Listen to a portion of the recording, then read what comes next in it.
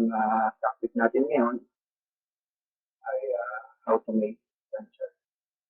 So, yung example ng gantt chart, ginawa kong simple para madali siyang maintindihan.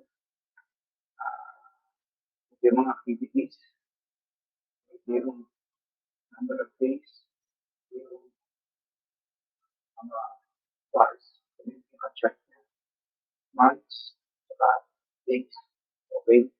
So, ang gamit ng bar chart, this is used to present program timetable of the project. Siyempre, this is to be presented to the client. So, yun ang purpose nito. Para alam ng client yung direction ng trabaho.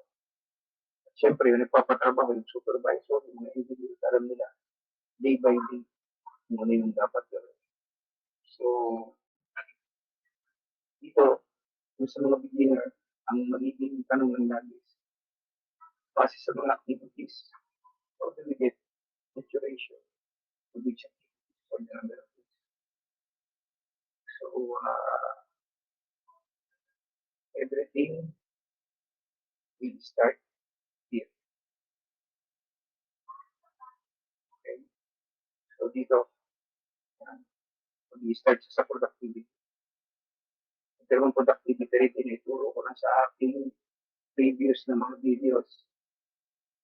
Siyempre, kailangan mo sa productivity ang number of men para mapalabas mo yung hours o yung days. So, ito nga pala yung formula kung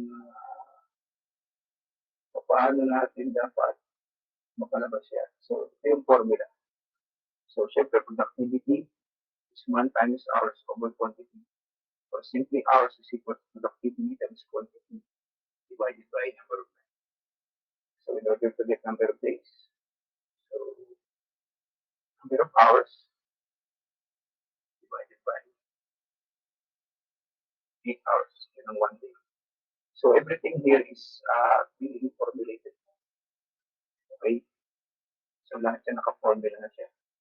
Kung hindi ka naman gagamit ng Excel, you can do this manually using this formula. And also, ang isang point ko is the quantity. Quantity is obtained based on plan. So, ginawa ko na ng sim ito. So, let's say you have a plan, then solve for the quantities.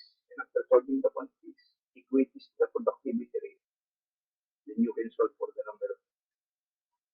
Okay. So, ito lang construct kasimple.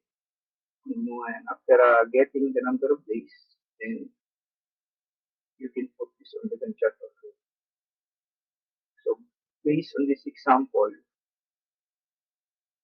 quantity na ito na napalabas. So, base dito, ang magiging duration ng natin is 15 days. So, base dyan, excavation, then after excavation, footing, then column, then SOG, suspended slab and beam. Okay. So, this is how we make gantt chart. Ang kailangan lang is kung yung number of days, pero number of days will be obtained sa pamamagitan nito, principle na to. Okay. So, you have to determine the productivity. I have already taught you on my previous videos how to get this productivity.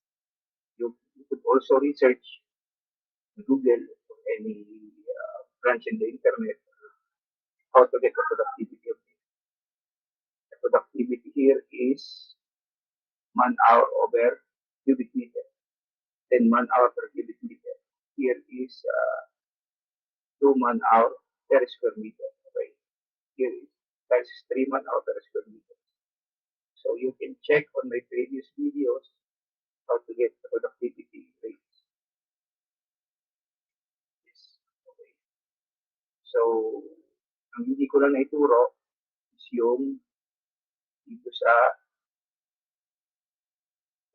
itong mga to, painting and doors and other stuff.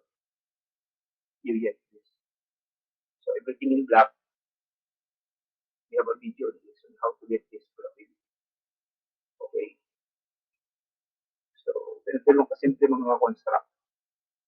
Solving lang natin ang number of days. At ang number of days makukuha natin sa ganitong formula. Okay?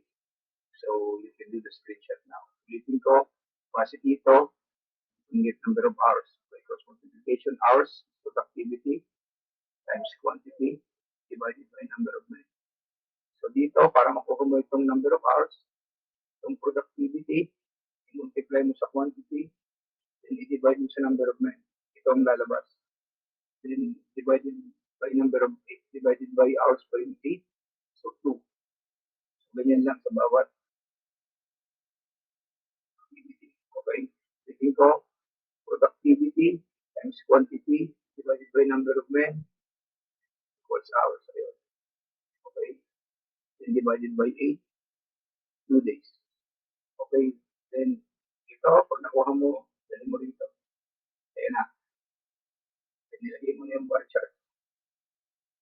You can do this on Excel or kung wala kang Excel, sa graphing paper. So, tapos na. May 5% mo sa kliyente. Sabihin mo sa kliyente, magsisimula tayo sa day 1, ganitong araw, tatapos tayo sa day 15, ganitong araw.